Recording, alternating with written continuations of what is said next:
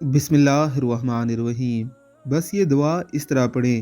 شیخ جمال الدین یونس سجاوندی رحمہ اللہ فرماتے ہیں کہ اگر کسی شخص کو سخت مصیبت درپیش ہو جس سے رہائی نظر نہ آتی ہو تو اس کو چاہیے کہ ایک کاغذ پر لکھے بسم اللہ الرحمن الرحیم ولا حول ولا قوت الا باللہ العلی العظیم بسم اللہ المالک الحق المبین من العبد الذلیل الی المول الجلیل مسنی الضر وانت ارحم الراحمین، اور کاغذ کو چلتے پانی میں ڈال دے۔